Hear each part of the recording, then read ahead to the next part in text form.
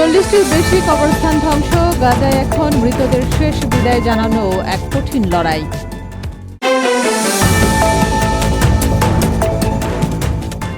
শুনছিলেন শিরোনাম, এবার বিস্তারিত। সভ্যতার ইতিহাসে যুদ্ধের নৃশংসতা অনেক রূপ ধারণ করেছে, কিন্তু বর্তমান সময়ের নির্মমতার অতীতের সব সীমানা ছাড়িয়ে গেছে। বোমা হামলা, ক্ষুধা আর চিকিৎসার অভাবের পাশাপাশি যুদ্ধের নিষ্ঠুর পরিণতি এখন গিয়ে ঠেকেছে পরকালের ঠিকানায়। গাজায় কেবল জীবিত মানুষই বোমা আর বুলেটের লক্ষ্যবস্তু নয়, বরং ধ্বংসস্তূপে পরিণত হয়েছে মৃতদের শেষ আশ্রয়স্থলগুলোও।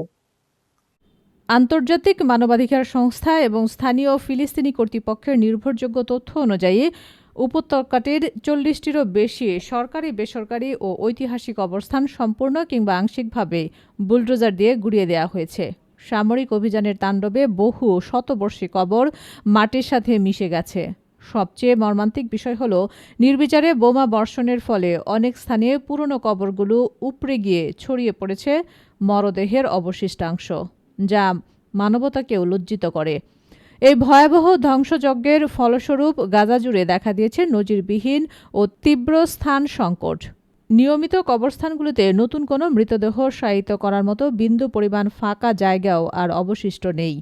বহু কবরস্থানে ঝুলিয়ে দেওয়া হয়েছে নোটিশ। প্রিয়জনকে হারিয়ে শোক স্তব্ধ স্বজনদের জন্য এখন সবচেয়ে বড় ও অবর্ণনীয় মানসিক যন্ত্রণার নাম সঠিক উপায়ে মৃতদেহটি কোথায় শায়িত করা হবে তা খুঁজে পাওয়া।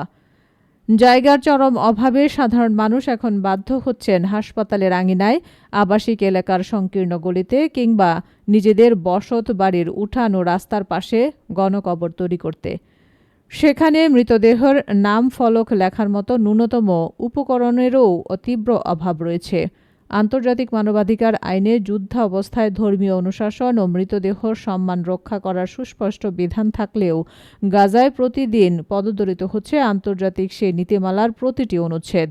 ধ্বংসস্তূপের এই উপত্যকায় মৃতদের শেষ বিদায়টুকু সম্মানজনক করাটাই আজ এক চরম মানবিক চ্যালেঞ্জ।